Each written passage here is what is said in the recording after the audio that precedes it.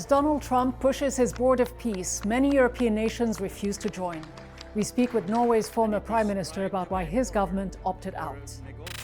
First of all, it's an unclear mandate for this so-called Peace Council. We thought that it should be about keeping the peace or the ceasefire in Gaza. But no Palestinian is invited. Israel is invited to be a member. US sometimes, and I criticize them for that, is acting like a world police, try to solve problems all over the world. If anybody should act as a world police, it should of course be the UN. So where does this leave the multilateral system and the United Nations? We ask a former senior UN official. I actually believe that in some weird way, this ridiculous idea of the Board of Peace will actually strengthen support for the UN, because people are going to look at it and actually realize, well, actually, compared to this lot, the UN Security Council, for all its flaws, and there are major flaws, but they're going to look at that and say, well, actually, maybe it's not quite as bad as this lot. Hello, I'm Rida Fakhri. Welcome to the program. In November 2025, after a ceasefire between Israel and Hamas, part of the first phase of President Donald Trump's 20-point plan, the United Nations Security Council approved Trump's peace framework for Gaza.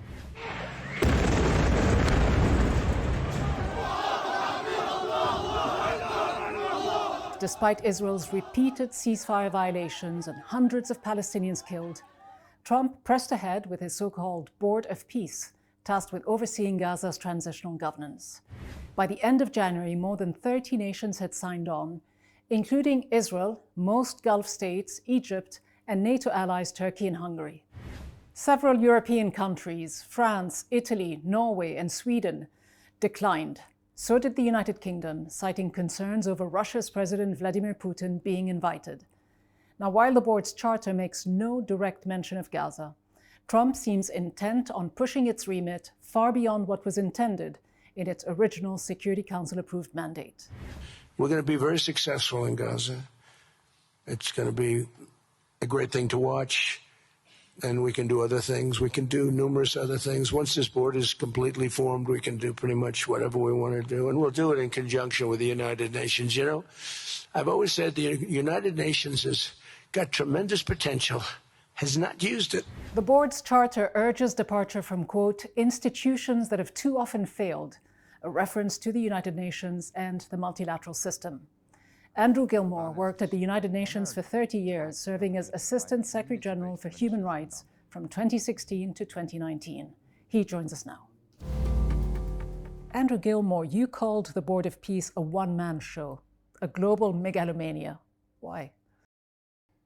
I think I said, actually, it's probably the supreme example of megalomania in history. There's never been anything quite like it. The idea that the norms and values and practices of the entire international community over the last 80 years, and only in January did we have the 80th anniversary of the UN here in London, but to subsume all of that into the hands of one ego, whereby one man selects the members, one man selects the agenda, one man selects every single point, one man selects even who can represent the members, one man who will stay in that position even after he leaves office from being President of the United States.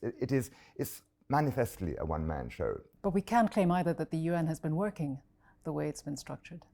The UN absolutely is in very much need of reform, and the member states who comprise the UN definitely need to try to come to an agreement. It's been very, very hard. The people have been trying to work on the issue of UN reform for literally decades, and they can never really quite get to it because the key powers are the ones who, they may say they want to reform it, but they have the power to block reform, and that is what they do. But isn't this a moment to be honest and to say that the UN is no longer working, perhaps never really has, and that there needs to be an alternative? Could this Board of Peace bring peace to places like Yemen, like Sudan, to other places where the UN Security Council is so often paralyzed because of the great power politics? I mean, it would be a lovely idea, but of course, it hasn't got the slightest possibility of doing that. I mean, look at the composition, look who's not on it, and look who is on it. I mean, it was quite revealing to the eyes of many people that two of the main invitees to the board of peace couldn't even show up in Davos for the launch because they would have been arrested by the Swiss police for war crimes. Netanyahu and Putin. Exactly, and that is rather indicative of the nature of what the board of peace is about. If you have somebody who is responsible for what most objective observers do recognize is a genocide in the case of Gaza, and in the case of Ukraine, a really major act of aggression and serial war crimes. So if you're having them on your board of peace and no Palestinians, for example, and I don't really see much of it really being seen by anybody serious as a true board of peace. How concerning is it to have Netanyahu on this so-called board of peace? Well, if the board of peace was going to be a serious organization, then it would be rather serious that he was on it, and it would be a matter of concerning. But if it isn't really going to be, it's a vehicle for an ego, so it isn't really going to be possible for it to take any action on peace. I mean, they want to get a coalition of very powerful guys to come up with a transactional view based on no values and norms of trying to promote human rights or democracy or peace or development. None of these things are the core of what the Board of Peace is about, and the people who have joined it reflect that. But how do you explain that so many countries have actually joined it? In the same way that one explains that so many countries are very keen to avoid major tariffs from Trump, who threatens this one, threatens that, expelled the Canadian Prime Minister from the Board of Peace because he didn't like his speech in Davos, before even the Canadian had the chance to say no, he didn't want to join. Let's talk about Gaza specifically. I mean, none of the structure of the executive board is representative or accountable, as you say. There are no Palestinians that sit on that board. If we just looked at the composition of the executive board for Gaza, you've got people like Tony Blair, Marco Rubio, Jared Kushner, Susie Wiles, Trump's chief of staff, who was very much involved in Benjamin Netanyahu's re-election campaigns. I mean, this might as well have been put together by the Israeli government. Most of the ones you mentioned, yes, indeed. I would say that at least though Tony Blair, despite the catastrophic mistake of the Iraq War, and for the fact that as the quartet envoy for Middle East peace, not a lot happened during his tenure, I still think he understands the issue. Some of the others you mentioned have absolutely no understanding or interest in the issue, and the only interest they really have is to create some nonsensical Riviera in Gaza, which is why you have various real estate developers being put on that board, along with Netanyahu. I would imagine that most Palestinians would take exception with the fact that Tony Blair might be one of the more acceptable absolutely. options. I mean, but the reason why, and I think actually we haven't said this so far, I mean, the whole point about the Board of Peace was that it was created for one sole topic, which was Gaza. And then in Davos in January, President Trump decided to launch it. He didn't even mention Gaza. He didn't mention the Security Council resolution that had set up the Board of Peace. There was just some reference to the UN in a rather disobliging way to deal with every issue under the sun on the entire planet, to do with anything that he feels takes the fancy for. This Board of Peace sets out in its governance principles, its charter, something about the creation of a de-radicalized, terror-free Gaza that poses no threat to its neighbors. Nowhere is it mentioned that Israel, the occupying power that has been accused of genocide, should not pose a threat to Palestinians or any of its neighbors. After all, Israel has been bombing the south of Lebanon almost on a daily basis, violating the ceasefire. Well, indeed, but there perhaps it is less of a break with the past than many other aspects of President Trump's Board of Peace. The United States has always taken the view that the Palestinians might have the right to a homeland, but they never have the right to security. It's always framed, and always has been actually, over the last 30 years, it's always Israeli security. They never talk about Palestinian security, even though vastly more Palestinians are killed by Israelis than the other way around. How do you change this? Because Francesca Albanese, the UN Special Rapporteur on Human Rights, said, why is the occupied Palestinian territory unlawfully occupied by Israel to be demilitarized, something imposed on the Palestinians, whereas there is no conditionality imposed on the unlawful occupier? Well, that is exactly right. And how do you change it? And look what happened to her, Francesca Albanese, who's an extraordinarily courageous woman. She has had sanctions imposed on her by the United States government. So she cannot even open her bank account. She cannot transfer money. I mean, they're imposing very heavy sanctions on people who call them out, such as Francesca Albanese. You chair an association of current and former UN staff members called UN Staff for Gaza. More than 300 UN staff members in the occupied Palestinian territories have been killed since October 2023, apparently the highest toll in UN history. Who will deliver accountability for them? Because clearly the United Nations is incapable of doing it. It is the first time in history that a member state of the UN has essentially systematically gone out and assassinated hundreds and hundreds of my former colleagues in the UN. And they weren't sort of collateral damage. Their houses were targeted in many instances. The Israelis knew exactly where they lived. And nothing like this has ever been seen before. And I think it is absolutely shameful that those member states, because those staff members are there implementing mandates that have been given to them by the United Nations, by, i.e., therefore, the governments of the UN.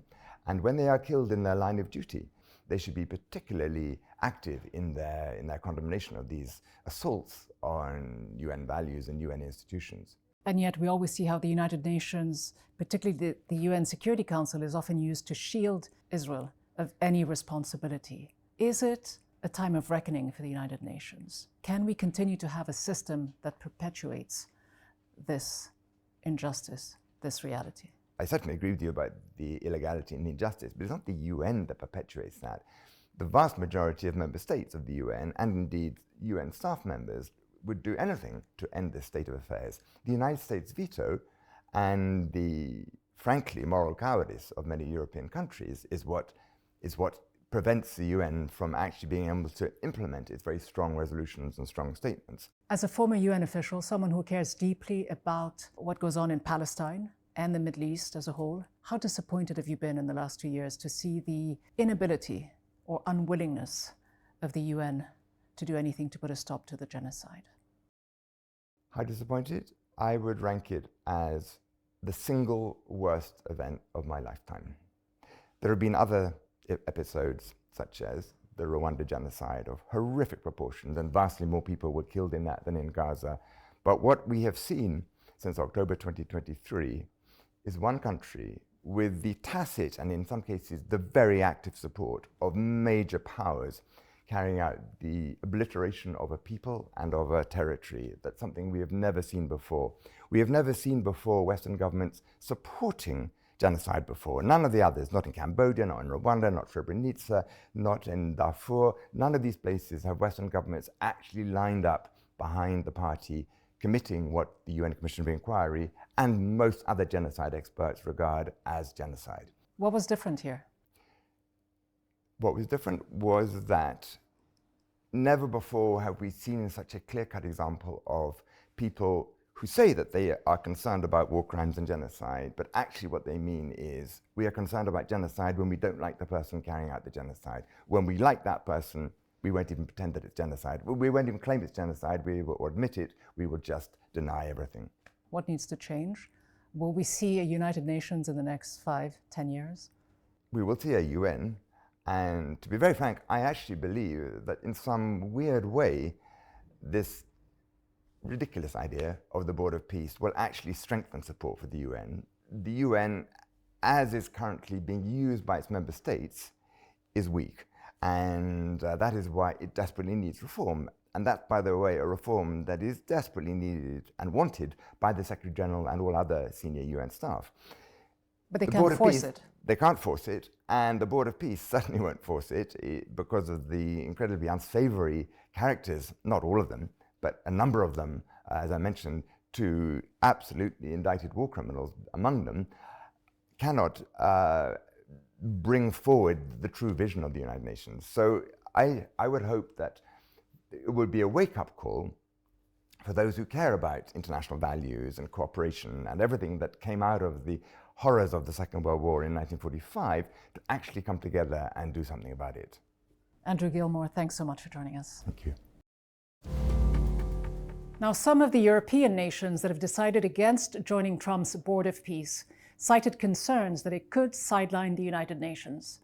Germany's government reportedly took issue with the American president's extensive powers, including the ability to veto decisions and remove board members, while Sweden said it couldn't agree to this initiative as it stands.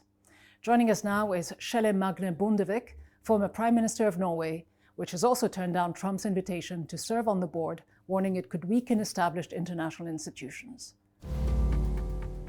Mr. Bondevik, you are a member of the Club de Madrid, which brings together former leaders from around the world that are committed to advancing democratic governance and responsible leadership. How does Donald Trump's self-described Board of Peace align or clash with these principles? It is in clash, in contradiction to the mandate of Club de Madrid and to the whole world's interest, because establishing such a so-called Council for Peace, I'm afraid, will undermine the UN Security Council, which should be the global council of peace.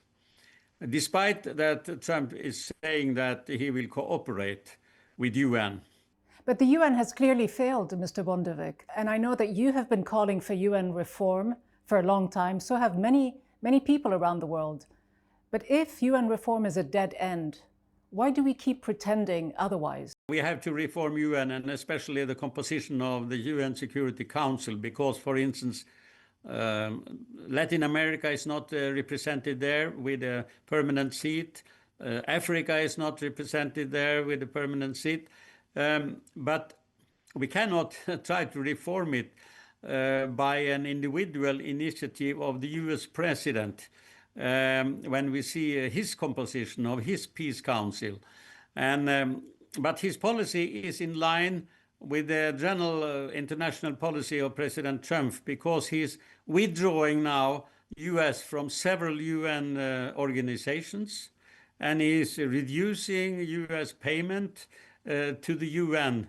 So this is in a way a follow-up where he tries to make his own international order in conflict with the broadly recognized international order that we had for several years. But yet, because the international order has failed, several nations, Mr. Bondevik, have actually chosen to join this board.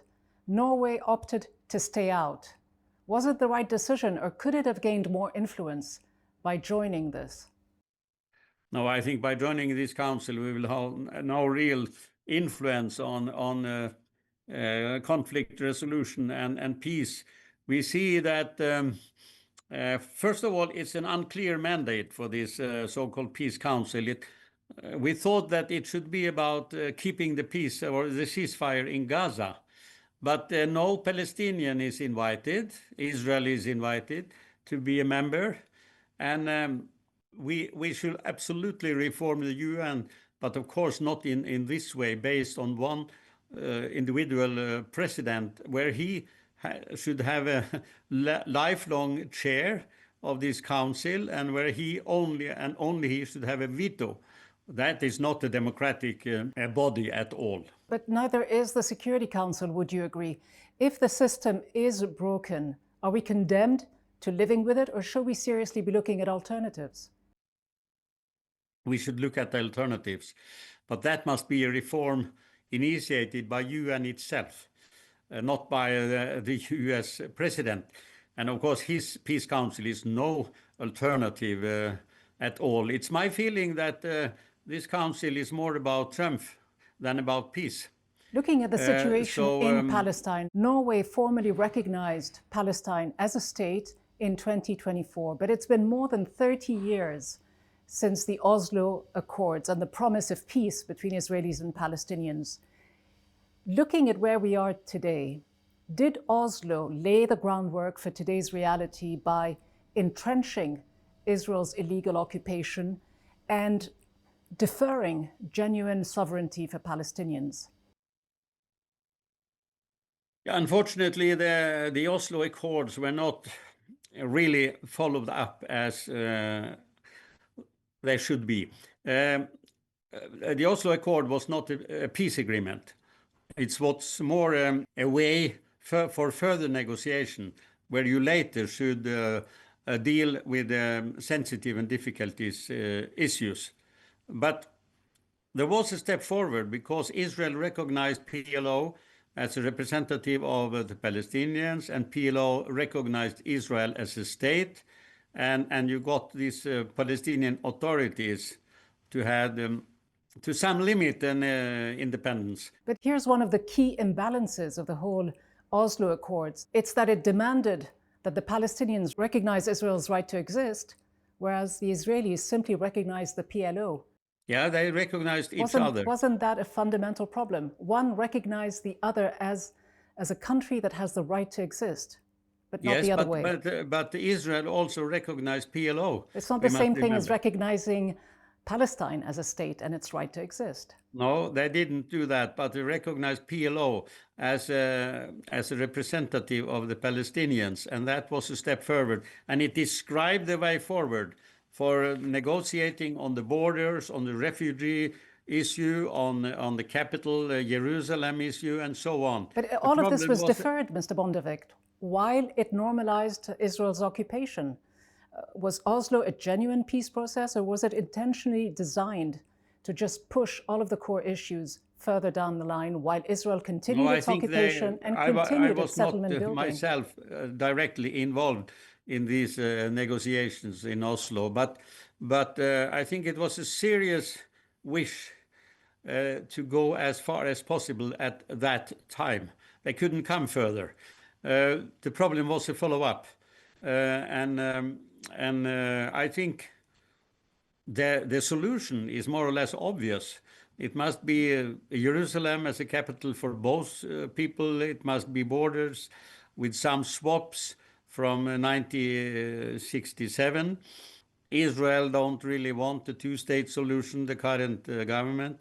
So that's problematic. But hold on, Mr. Bondevik. Is it time to admit that the whole peace process was deeply flawed from the very beginning, and that the framework itself enabled the realities that it claimed at the time it was trying to resolve, in that it allowed the occupation to continue? It never took Israel to task in asking it to dismantle its settlements or its occupation.